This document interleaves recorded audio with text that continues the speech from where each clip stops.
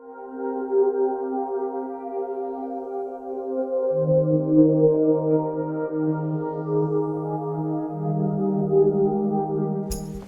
to Grand Rounds. It's terrific to see such a packed house, but I am not surprised because we have one of our great speakers here ahead of us. I have to start off by saying that one of the things I love about public health is that everybody gets excited about a little measles epidemic. And so, I can't say that about every place I go in my life, but it's fun to be in a room where we share that excitement. So with us today is Dr. Offit.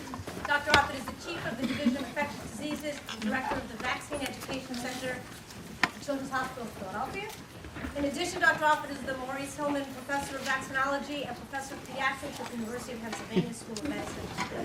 He is the co-inventor of the rotavirus vaccine, Rototec, recommended for universal use in infants by the CDC. Dr. Offit has received distinguished awards from the National Institutes of Health, the Infectious Disease Society of America, the Bill and Melinda Gates Foundation, the American Academy of Pediatrics, and has been elected to the Institute of Medicine at the National Academy of Sciences. Close to home, Dr. Offit received the Distinguished Medical Achievement Award from the College of Physicians of Philadelphia, and the Drexel Medicine Prize for Translation of Medicine from the Drexel University College.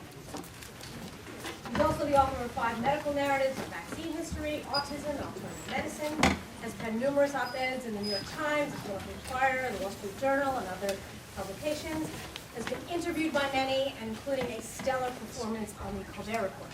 I haven't seen that one already. In a review of one of Dr. Offit's books, Deadly Choices, the Financial Times wrote, Offit is a rare combination of scientist, doctor, communicator, and advocate. What is needed is more people like him willing to engage the skeptics in a debate that just will not go away.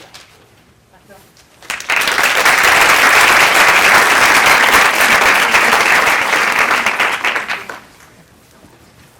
Thank you for that kind introduction. Can you hear me okay? Everybody hear me okay? So last year in the United States, there were a little over 600 cases of measles reported. That was the biggest epidemic we've had in about 20 years. This year isn't getting off to a better start. We already have an outbreak in Disneyland that as of this morning involved 30 people. Now, if you look at who's getting infected, it's children who are unvaccinated. The reason that the children are unvaccinated is that their parents have chosen not to vaccinate them, and the reason the parents have chosen not to vaccinate them is because they don't fear measles. But I fear measles because I lived through the 1991 measles epidemic, and now so will you. And by the way, there are a number of people here who I know also lived through it, so they're going to have to shudder as they hear through. Bob Sherrar being one, I know, and Esther Chernak being another, who I just saw back there. Right. So we'll go through that.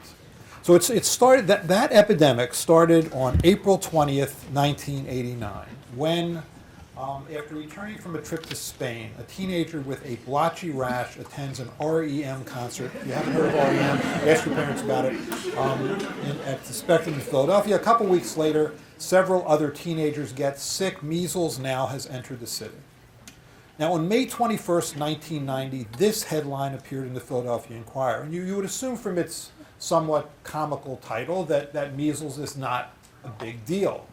But measles is a big deal. Well, the vaccine for measles was first introduced in the United States in 1963, but prior to that vaccine, every year measles caused about 3 to 4 million cases. It caused 40,000 hospitalizations. It caused 500 deaths. And when people died, and typically it was children that died, they died of pneumonia, they died of encephalitis, they died of dehydration. Now, the measles vaccine worked. By 1978, only 27,000 cases of measles were reported. The CDC was optimistic that they could eliminate measles from the United States, and so they launched something called the Measles Elimination Program with the goal to eliminate the disease by 1982. And in 1983, there were only 1,500 cases that were reported, but by 1989, measles started to come back. On June 2nd, 1990, this headline appeared in the Philadelphia Inquirer, referring to what had happened over the previous year. As of May 19, 1990, 35 deaths from measles had been reported in the U.S. That was more than twice the number of deaths that had been reported in the year prior to that. So it looked like measles cases and hospitalizations and deaths were building. On June 12, 1990, this headline appeared in the Philadelphia Inquirer.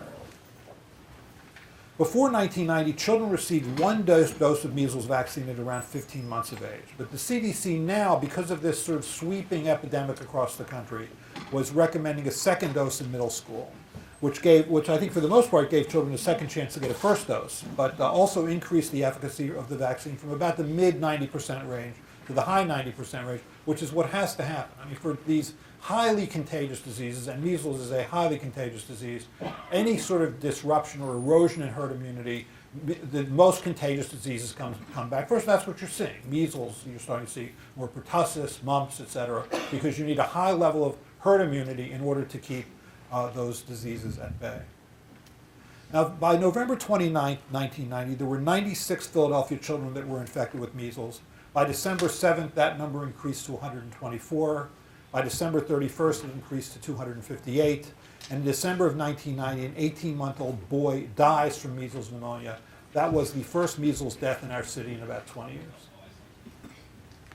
On June 12, 1990, this headline appeared in the Philadelphia Inquirer: as a second child dies. Both of those children were unimmunized. The Philadelphia Health Commissioner at the time recommends that the first dose of measles vaccine should now be given down to 6 months of age. 7 weeks later, the city officials will do something that has never been done before and never been done since. See, that's the teaser. That's to keep you here until you know what everything was. The commissioner at that time was Dr. Robert Ross, who's shown here, who now works for a philanthropic organization in California, and was a graduate of the University of Pennsylvania School of Medicine. Bob Ross receives, on January 16, 1991, Ross receives an anonymous phone call from a woman whose daughter belongs to the Faith Tabernacle Church in North Philadelphia. That's still around. It's a faith healing group in North Philly. The woman warns Ross that church members don't believe in medical care. No one had died yet, said Ross, but for the first time we worried that we might not hear about a case of measles until a church member calls the police or calls the coroner to pick up the body. Now, the Faith Tabernacle Church's doctrine instructs members to, quote, believe that the Bible is opposed to all means of healing apart from God's way. Quote, if I go to God and ask him to heal my body, says church member Gordon Korn at the time, I can't go to a doctor for medicine. You either trust God or you trust man. Now, the church school contains hundreds of children, none of whom are immunized. That's actually a relatively recent picture of Faith Tabernacle, which is at 5th and Erie in Northville. On February 11, 1991, this headline appears in the Philadelphia Inquirer as 2 more children died. On February 7th, a few days before that, Karen Still, a 9-year-old girl, was pronounced dead from measles. On February 10th, Monica Johnson, a classmate, is also pronounced dead. Monica is one of 11 children in the home, all of whom are unimmunized. Monica's father is actually a teacher at the Faith Tabernacle School. Quote, I feel very confident in my belief in the way I've raised my children, he says. Monica is something that God has given to us and now has taken away. After Karen Still's death, Ross meets with Reverend Charles Reiner, who was the pastor of Faith Tabernacle. Quote, he was soft-spoken, the consummate gentleman, says Ross, but he drove us nuts. We told him we needed to vaccinate everyone in the school, but he said the families wouldn't let us do it. On February 12, 1991, this headline appears in the Philadelphia Inquirer.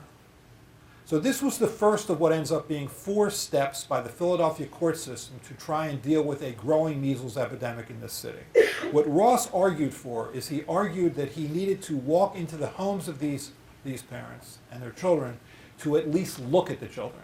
Now, they didn't want medical care, they didn't believe in medical care, aside from just not getting immunized. And so what he argued for was, let me at least walk to the doorway where I can look to see whether or not the child is breathing comfortably, see whether or not the child's dehydrated, so I can at least get a sense of that. Quote, most of the families had 6, 8, 10, 12 kids because they didn't believe in birth control, says Ross. There were also a lot of kids who were physically or mentally disabled because they all had in-house deliveries. Even if the kids were born breech, they didn't do a C-section. It was like the old days. Ross finds that the children appear well. Quote, these kids had the rash, they were lying in bed, but they were alert, conversant, and appeared well hydrated. Bob Ross pleads with the parents to let him know if the children get any sicker. At this point, he trusted the parents to call him or to call the health department if children got sicker. On February 15th, this headline appears in the Philadelphia Inquirer as another child dies. On February 14th, the day before, police were called to the home of Lynette Milnes, who was pronounced dead. Milnes doesn't attend the Faith Tabernacle Church, but her sister does, or this church school. Lynette's 7 brothers and sisters were all unimmunized. Quote, when another kid turned up in the morgue, I checked my list and realized she was on it, said Ross. I had just called the mother and she told me the kids were fine. She lied to me. Ross now realizes that his trust in the parents was ill-founded, that they aren't going to call him when their children get sicker. So, Bob Ross then refers the case to District Attorney Ron Castile, who considers filing criminal charges but demurs. Quote, unfortunately, when the parent is willing to risk the death of their children because of religious belief, says Castile, it's unlikely that threat of prosecution will in any way act as a deterrent. It's unclear why Castile didn't pursue this. It was an election year, I think, when it's not the wisest thing in the world to do to take on religion in any way as part of your campaign. And I think that may have played into part of it. But in any case, that was never considered an option.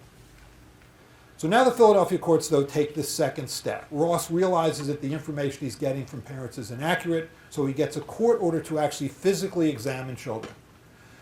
So he enlists the residents at our hospital, Children's Hospital of Philadelphia, as well as St. Chris's Hospital, to go door to door. Quote, it was one of the more inspiring moments in my 30 years in healthcare, says Ross.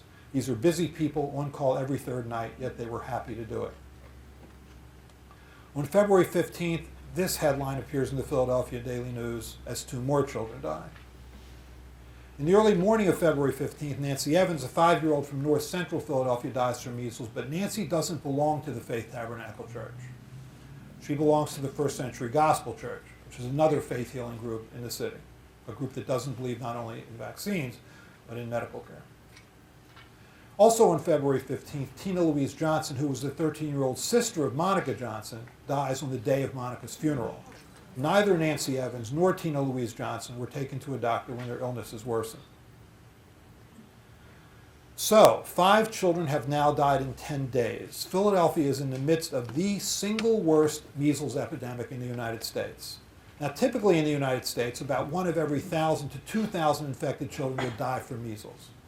In some developing world countries, that mortality rate can reach as high as 1 in 300. But in Philadelphia, roughly in the early part of 1991, 4 of 150 children with measles who attend the Faith Tabernacle Church are dead. That is a mortality rate of 1 in 35. That is worse than you would ever find in any developing world country then or now. Mm-hmm. So, the CDC, in response to the fact that we were in the midst of the worst epidemic in the U.S., sends a team to investigate. The question that they were charged with answering was the strain of measles virus that was circulating in the city, particularly virulent. The head of that team was Bill Atkinson, and what he finds is that the measles deaths have nothing to do with the circulating strain and everything to do with the fact that the parents are basically allowing their children to die of diseases which can at least be, to some extent, treated supportively. Children are dying because they aren't getting intravenous fluids for severe dehydration or oxygen for pneumonia, nothing to do with the nature of the strain. On February 18th, this headline appears in the Philadelphia Inquirer. So Charles Reiner, as is true, frankly, in many of these faith-healing communities, they're pretty insular and pretty much unwilling to speak to the press. But as the deaths were mounting, especially deaths in his church, he did, for the first time, speak out, or at least speak to the press. Quote, the devil has tried to put fear in people's hearts. Job was robbed of everything he had. As he went through the trial, he learned from it. There is no fear when you can see God on your side. Reiner sees deaths in his church as a test of his faith, a test that he has every intention of passing. It's drawing us all together, he says. Now the Philadelphia court system takes step 3. Ross asks the mayor, who at the time was Wilson Good, to obtain a court order to hospitalize children who are critically ill against the parents' will.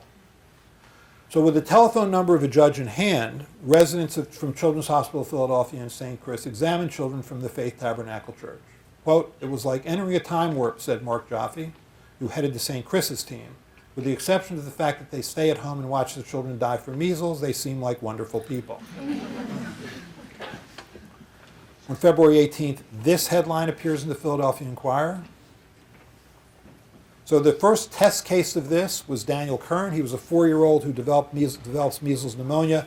The healthcare worker insists on admitting the child to the hospital. The parents, quote, politely but firmly refuse. Ross calls city solicitor Sharice Lilly, who's still around, who calls family court judge Edward Summers, who gets an emergency order to hospitalize the boy, and the boy is hospitalized against the parents' will. A second child, a 1-year-old named Bianca Carpina, is also hospitalized against her parents' will. So the Philadelphia measles epidemic is now at its peak. At Children's Hospital of Philadelphia, 82 children have been seen in the emergency department and 28 have been hospitalized. At St. Chris's, 250 children are seen in the emergency department and 3 are being hospitalized every week. Ross and his team have visited 80 families and 500 children, but predicts correctly there will be more measles deaths in the city of Philadelphia. On February 21st, this headline appears in the Philadelphia Daily News. You had to be here for this. I know some of you were here for this. Philadelphia was a feared destination. I mean, this city was in a panic. 2 nearby schools canceled trips to the city. The city printed 50,000 educational pamphlets and is vaccinating hundreds of school children every week. The Commonwealth of Pennsylvania sends $100,000 in federal funds to help. And on February 27, 1991, Mayor Wilson Goode asked City Solicitor's Office to obtain a court order to forcibly vaccinate children. Now, let me put this in some perspective. There's a legal distinction between mandatory vaccination and compulsory vaccination. In mandatory vaccination, you are asked to get a vaccine. If you don't get a vaccine, then you pay some sort of societal price. You may not be able to go to the school that you want to go to. You may not be able to work in the hospital that you want to work in. In compulsory vaccination, you are, or your child is pinned down and vaccinated whether you want them to be or not. Now, in the history of the United States, I don't think that ever happened up until this moment in Philadelphia. It's why I love this city. Just kidding. So let's go through a little bit of the law here because it may surprise you. According to the Supreme Court's interpretation of the Constitution, states are permitted to compel vaccination of their citizens. There were 2 critical Supreme Court rulings. The first was the famous Jacobson v. Massachusetts ruling in 1905. There was an outbreak of smallpox in Cambridge. The Cambridge Board of Health required a smallpox vaccine, or if you chose not to get a vaccine, you had to pay a $5 fine.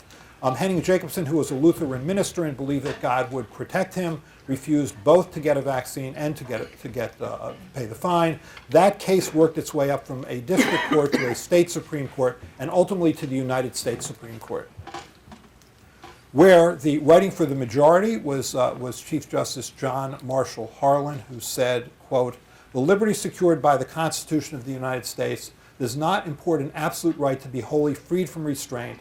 There are manifold restraints to which every person is necessarily subject for the common good. Society based on the rule that each one is a law unto himself would soon be confronted with anarchy and disorder."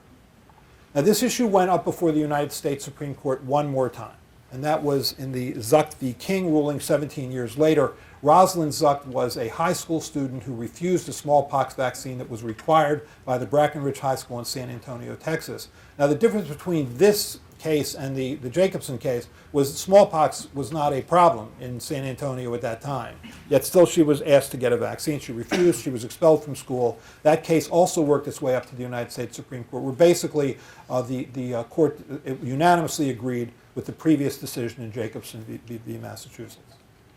Now, there was one more case which interesting, had nothing to do with vaccines, although the ruling included a statement about vaccines, so I want to talk about it because this is probably the most cited Supreme Court case in the world of public health, which is Prince v. Massachusetts. So Sarah Prince was a Jehovah's Witness.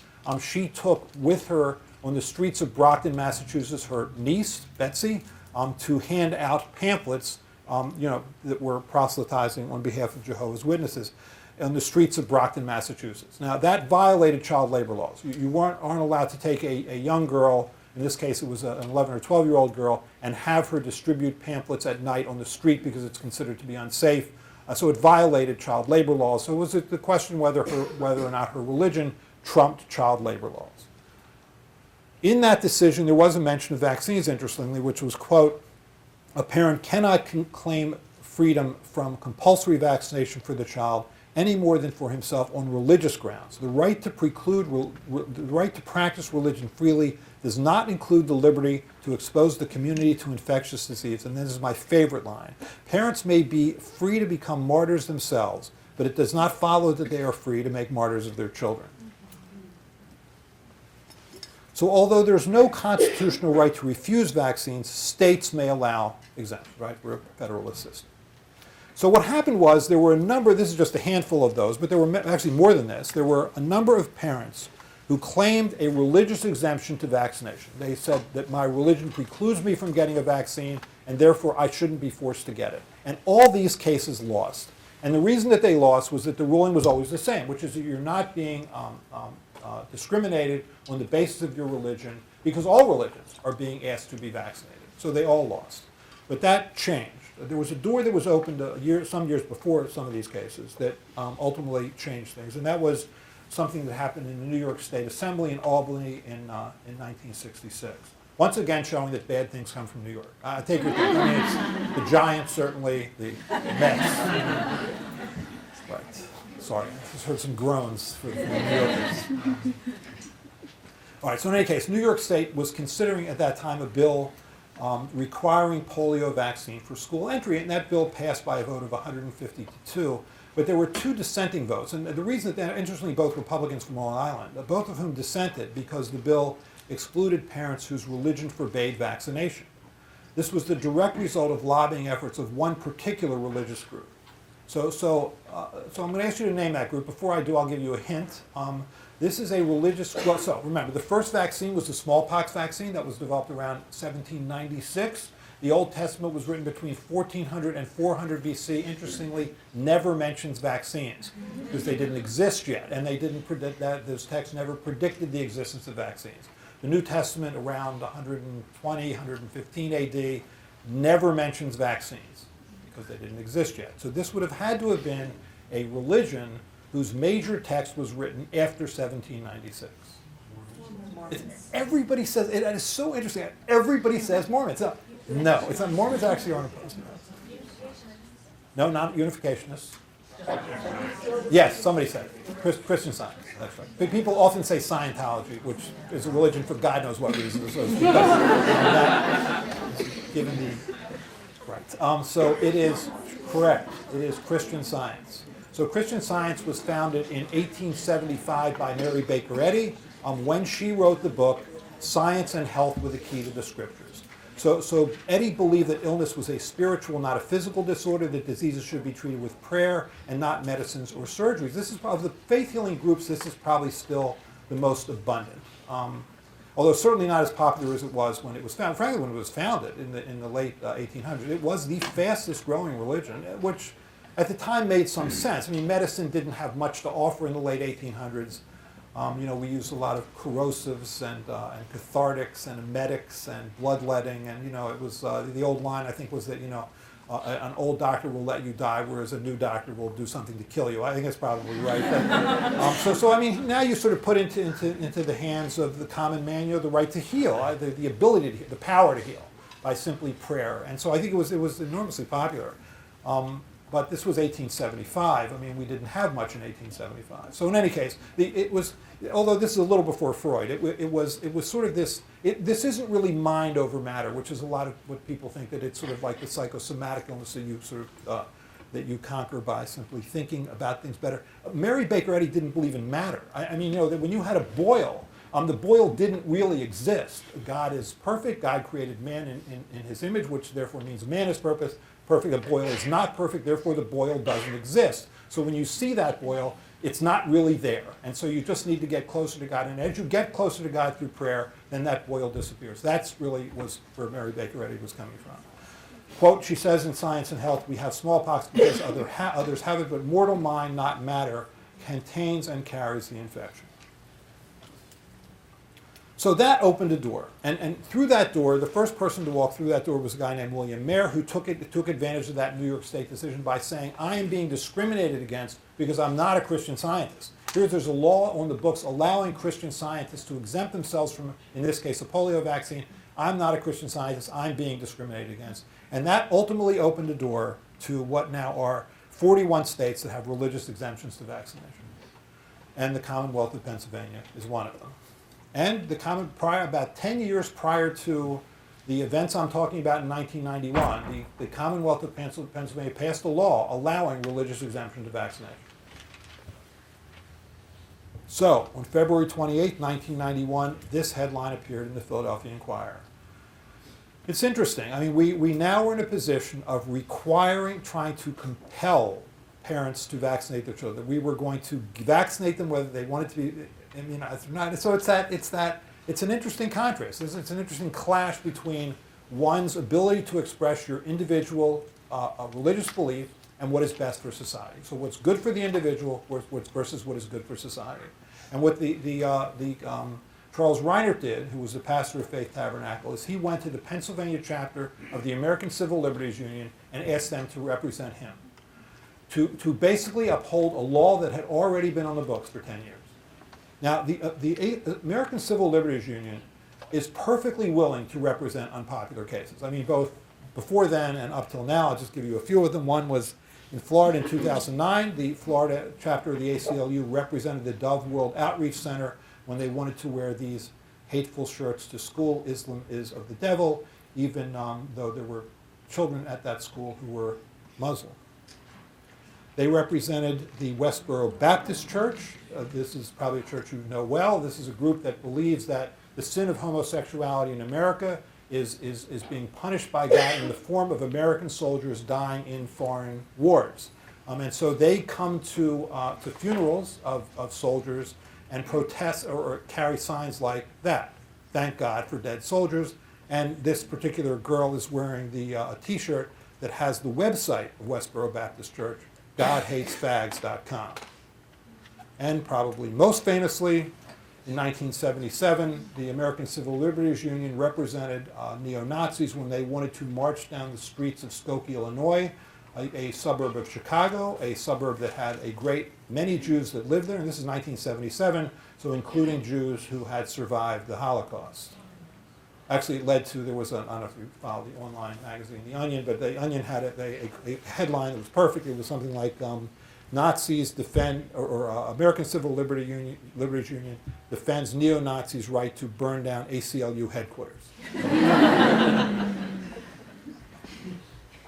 So, on March 2nd, 1991, much to the surprise of everyone in this city, the ACLU declined to help parents in this measles case. And this was the quote. "There is certainly a free exercise of religion claimed by the parents," said Deborah Levy of the Philadelphia chapter of the ACLU, "but there is also a competing claim that parents don't have the right to martyr their children," thus echoing that line from Prince v. Massachusetts. I don't think we've walked away from our principles here. You know, I wonder whether they would have the same attitude today. I really believe, and I could be wrong, but I believe that the reason they, as far as I'm concerned, did the right thing here was it was bad in this city. I mean, we had 9 children die in the city in a fairly short amount of time. I wonder whether they would feel the same way now. I mean, then it seemed much more obvious not to step in here, but I wonder whether they would do the same thing now. So on March 2nd, 1991, this headline appears in the Inquirer as the judge permits the city to vaccinate objectors against the parents' will. Now, there were lawyers both. There was a lawyer both for the parents and a lawyer for the children. There are actually 2 separate lawyers. Walter was a lawyer for the parents of the Faith Tabernacle Church. He protested the decision by Summers. Quote, "Their healing is dependent on their faith," he says. "They believe that's the right thing to do for their children." The judge rules in favor of the city. So Walter then appeals that case to the Pennsylvania Superior Court of Appeals. The state Superior Court judge at the time was Vincent Cirillo. He hears the appeal. Sean Lacey actually was the public defender representing the children. Now Cirillo notices a pained expression on Lacey's face. "Are you ill?" he asks. Lacey apparently had just been handed a note during this appeals hearing concerning a 20-month-old boy, James Jones, whose parents were members of the Faith Tabernacle Church, a boy who died of measles encephalitis. Walter now changes his tune somewhat. He argues that parents are now perfectly willing to allow their sick children to be admitted to the hospital, but they still refuse to be vaccinated, implying that treatment is as good as prevention, certainly a statement that has been completely contradicted by the events of the previous month. So on March 9, 1991, 5 children get court-ordered vaccinations. It was done at an undisclosed location. The parents were pleasant, as were the grandparents, and it went smoothly, although it was a little like closing the door after the horse had already escaped. And as happens as we move from winter to spring to summer, the measles epidemic slows.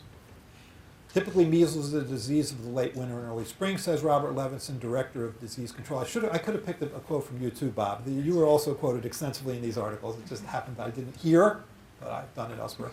When the warm weather comes, the cases disappear.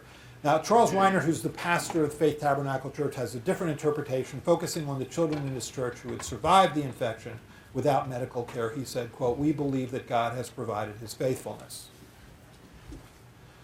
On December 3rd, 1992, Atkinson and his team reported their findings in the Pediatric Infectious Disease Journal. Among church members, 486 people were infected and 6 were killed. Among non-church members, 938 people were infected and 3 were killed. All 9 deaths were in children. The attack rate in church members was about 1,000-fold greater than in the surrounding community, which was largely immunized.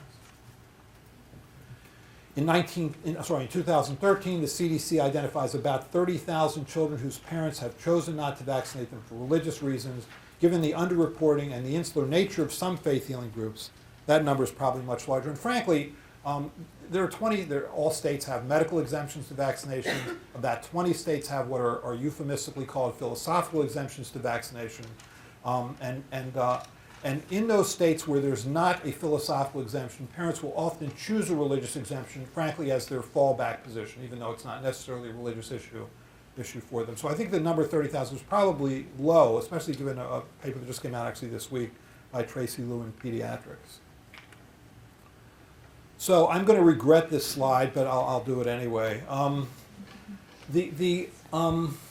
So I've actually written a book that includes this story as a chapter. The book comes out in mid-March. It's called Bad Faith: When Religious Belief Undermines Modern Medicine. It's probably not going to lessen my hate mail, but I'll tell you where I came down on this.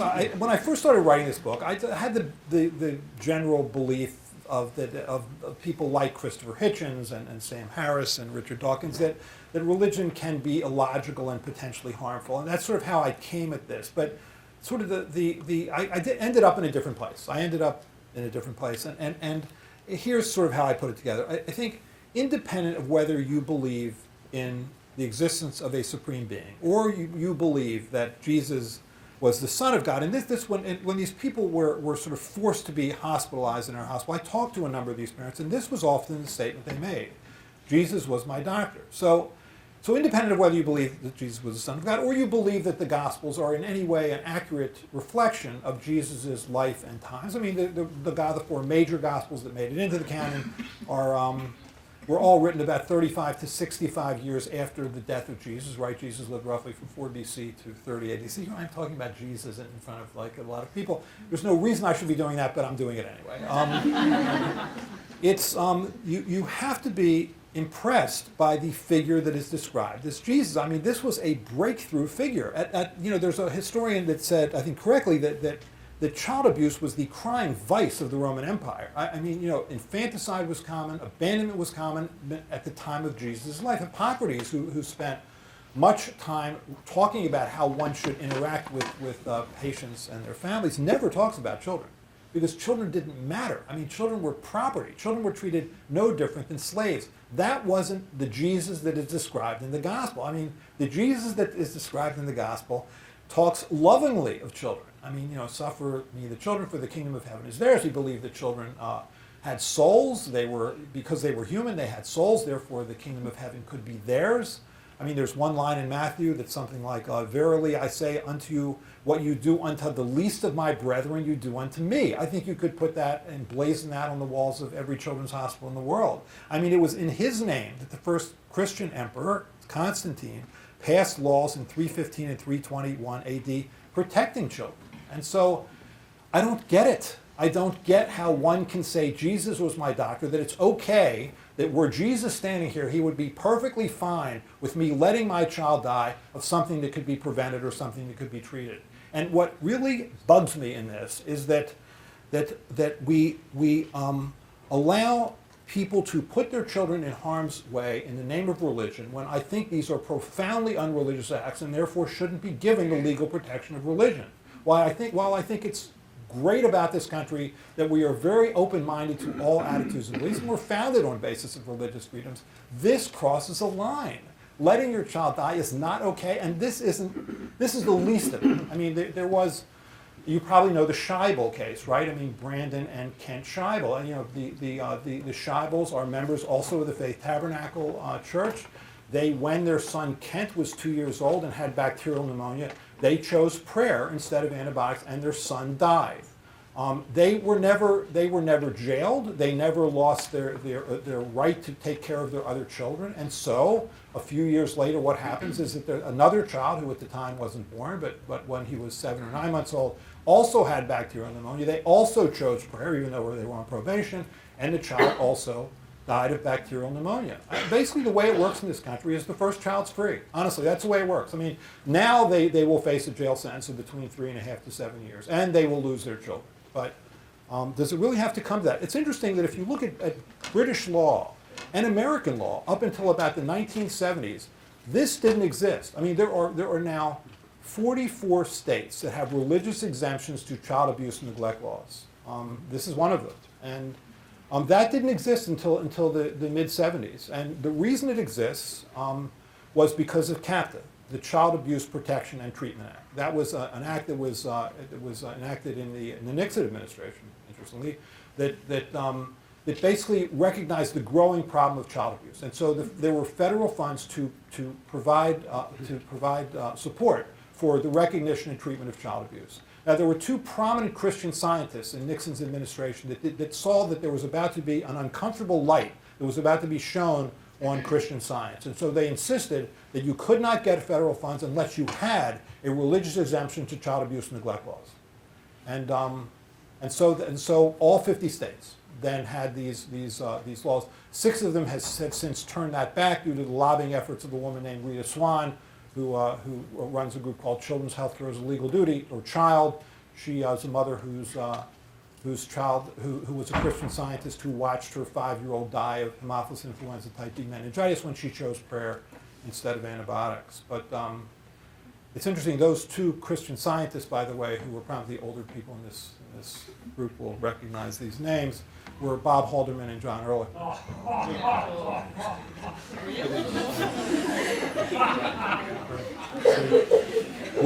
Watergate never goes away. All right, so I'll close with this. Why do we allow such a profoundly unreligious act to be performed in the name of religion? So, thanks for your attention. It gives us plenty of time to talk. Thanks.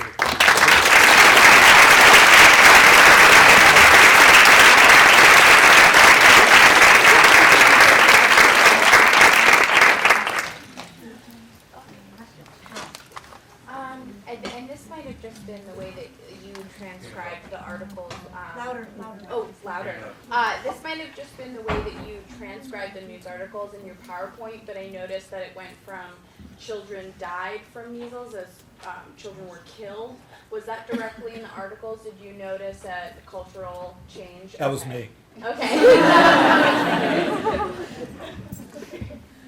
Dr. Frank? I don't disagree with your final point.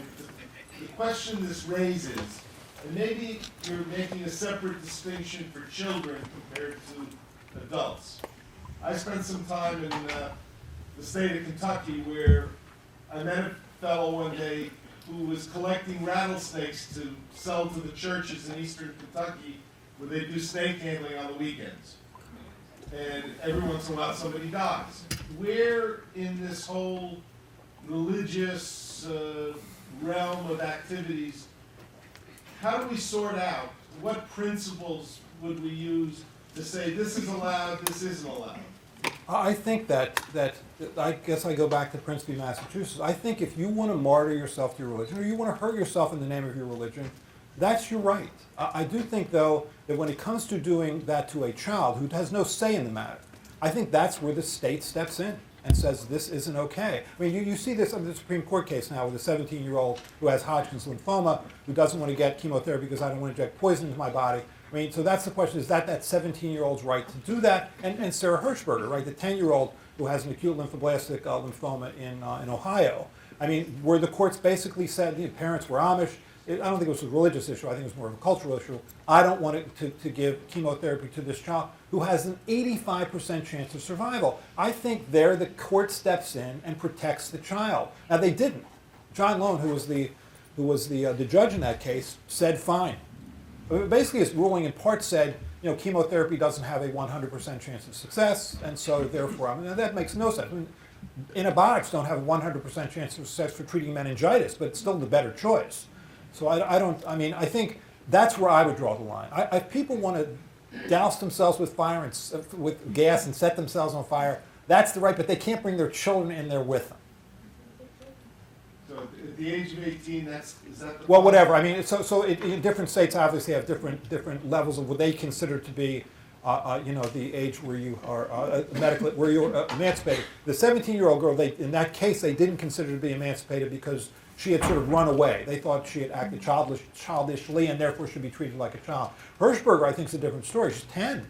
I mean, this isn't her decision. She doesn't like chemotherapy because chemotherapy makes her sick. And sure, chemotherapy makes you sick, but it's better than dying.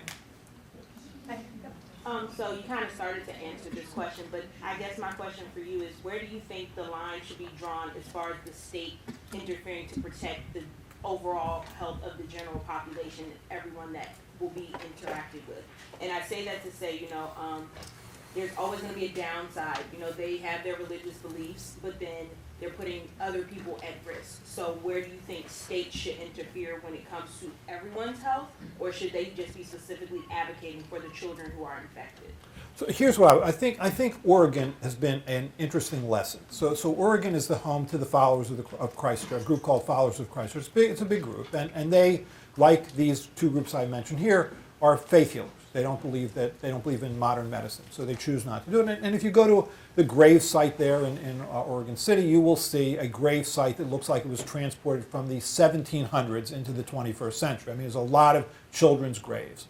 And so that was the first state really to change the law, which was that if you are found to have medically neglected your child, you will go to jail and you will lose your ability to take care of your other children. They will be sent to foster homes. That was a powerful motivator. And so what happens now with the Followers of Christ Church who have stayed in Oregon is they seek out medical care because they don't want to lose their children. Now, some of them moved to Idaho with other Followers of Christ Church where the laws are, again, lax. But I think remember, Canada doesn't have this problem, and England doesn't have this problem. We have this problem because of, frankly, what happened with Captain in the 1970s. I mean, I feel sorry for people like Rita Salon, who really have to go state to state and try and make the change. We had an opportunity to change the law in this state, associated with the Sandusky pedophilia case. I mean, we really tightened child abuse laws, and so she came here and she tried to argue for eliminating our religious exemption to child abuse and neglect laws, and she couldn't do it. Religion is tough. People don't like to take on religion politically because it's a loser. But I think the state's job is to protect children from parents who are perfectly willing to hurt them because of their ignorance, their unknowingness. I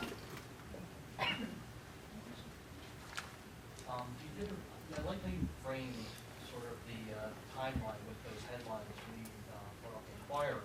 I wonder now how, as you have all these different outlets, social media, various blogs, publications, without that sort of leading, credible journalistic source to sort of present the facts in somewhat unbiased fashion, how do you see that sort of changing the debate now that you have so many different voices that can either send out verifiable facts or mistruths? And do you see any way to sort of work with that? Is that the enemy now? Sort of how do you see that as changing the conversation? I'm not sure. I mean, see, to me, if we take this sort of fairly concrete example, which is an example of faith healers who are choosing to not seek out medical care. It's actually, you can identify who they are. It's not, there was actually a fairly recent article in Pediatrics that went through the roughly 25 to 30 faith healing groups in the United States. You know who they are, you know where they live, you know how they act. You also know that you can change the law based on the events in Oregon. I guess I see this as a legal issue. and that in a rational world, live in that world, but were we to live in a rational world, that we would, that it would be very clear that the law should step forward, that prosecutors and lawmakers should step forward and undo the damage that was done in the 1970s. I guess I don't think that we should have to get people, get popular sentiment on our side for this, because I guess it's so obvious to me that it's just a horrible thing to do. But you're right. I mean, obviously, lawmakers are influenced by the public, and the public, I think the public generally doesn't know about this. I mean, the Scheibel case is an example. That case got a lot of national attention. Anderson Cooper came here and interviewed the Scheibels, and that got a lot of national play. And then it was gone. And Faith Tabernacle is still doing all the things they were doing. And it's not going to change until the law changes. It got a lot of national play, and nothing happened. Dr. Offit, what's new about patient zero, the very first one that came in from Spain? He's 15 years old, seems to be, I guess, not vaccinated. Was that the story behind him? Yeah, I think so. Bob may know this, or Esther may know this. I don't. All I know is what I got from the newspaper, which is, which was, and you know everything I know. So you may know more about that index case. Did you know, Bob? Anything? I don't. No? I don't. Yep. I just have another question. So I know that, or I don't know. Doesn't Oregon also have a vaccine exemption, like a philosophical exemption? Because I know they have fairly low They do. vaccination rates in there, especially in Ashland. That's right. Some of the lows. That's exactly right. So the law about, I guess, the requirement for medical treatment doesn't extend to vaccines, or how does that work? Yeah, no, I mean, I think these are all misnamed. I would say a religious exemption to vaccination is not a religious act, so why is it an exemption? I would argue the same thing with the word philosophical, right? Phila, love, right? Philadelphia, so city of ugly love. Sophos, wisdom, where's the wisdom that says it's better not to get a vaccine than get one? What philosophy is this? Nietzsche, that which doesn't kill me makes me stronger? Call it what it is, which is that I don't see these diseases anymore. I'm not scared of them. I read a lot of bad things on the internet, and Jenny McCarthy is, my healthcare go-to person, and so I don't want to get a vaccine exemption. I mean, call it that, because that's really what it is. It's just a lot of bad information that causes people to make bad decisions. I think we are too nice when we give it names like philosophical and religious. So I think both those titles are wrong.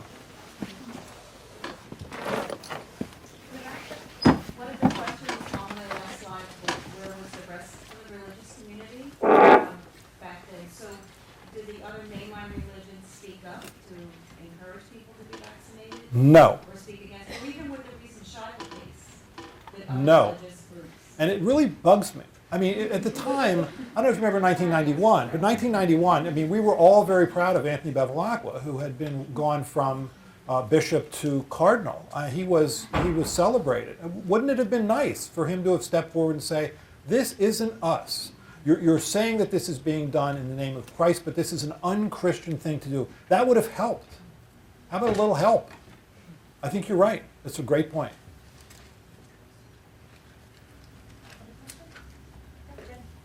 You kind of framed the, I guess, what was motivating you by sort of tackling religion head on. And I wonder if we couldn't get a little bit more traction by looking actually to an example that you mentioned with, increasing the sanctions, right? Well, there are some parents who, who feel this tension that you described, and they may choose to seek in a special case or rationalize to themselves to seek care in a particular case. And I wonder if, the case fatality rate were higher, obviously that's not an desirable scenario, but it seems as if we take the approach of if we sanction people, maybe not criminally as you suggest, but in other ways, then you can motivate individual parents on the margin to do what is in the public and their child's interest. It's a good point. I think the big motivator, at least from the data in Oregon, was the notion that you would lose your child. They're perfectly happy to go to jail because they see themselves as martyring themselves to their beliefs. That's fine. But losing their children bothers them. So that was the big motivator, I think. And I don't actually, the way you framed this initially is that, I don't see myself as taking a religion. I think this isn't religion. I think these are not religious acts. And I wish we'd stop calling them religious acts, because they're not. They're unreligious. I mean, there's so much good that's been, when I wrote this book, I I changed. I mean, I think there's so much good that's been done in the name of religion.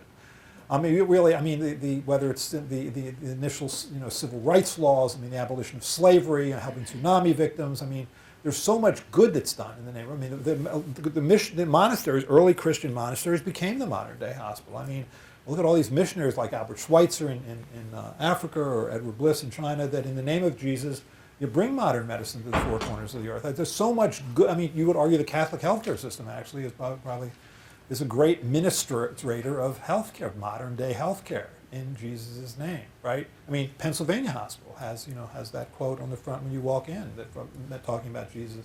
So I don't buy it. I don't buy it. And I wish we'd stop calling it that, because when we do that, we give it a level of respect it doesn't deserve. But you're right. I mean, you'd like to think it wouldn't have to come to putting people in jail. I think that doesn't work. But lose your children, that works. Correct me if I'm wrong, but I think you said that some states are overturning religious exemptions 6 have.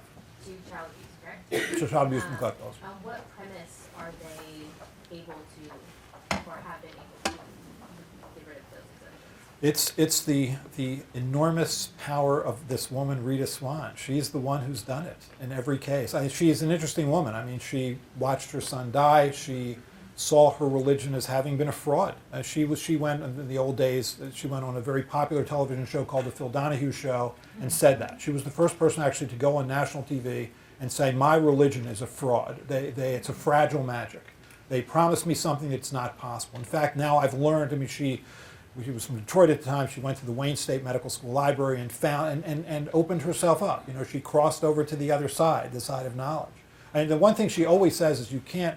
I mean, this is a woman who got a PhD in English from Vanderbilt, yet still had no idea that a fever could mean infection. She said, you can't underestimate how little we know when we insulate ourselves on these issues. I mean, she was told to turn off the TV whenever they talked about epidemics or diseases because they didn't exist.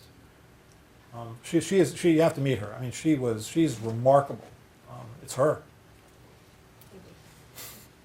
One more, right back there. You talked a little bit about how you wish that the Christian community had stepped up and said, this isn't real. So I guess my question to you now is, like, in terms of if something like this happened again and Faith Tabernacle Church was to say that they were doing faith healing, what's the role of healthcare or public health officials to work with Christian communities to try and bring out a more positive message about, maybe like this is unreligious as you term it. So is there any effort, I guess, from CHOP or from your department specifically to try and work with other religious communities to combat these ideas? No, but it still happens. Is Faith Tabernacle and First Century Gospel still practicing faith healing? Yes. I mean, will there be another death? Sure.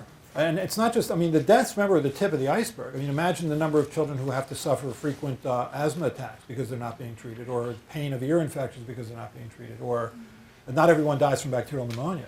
You're just seeing the tip of the iceberg when you see the deaths.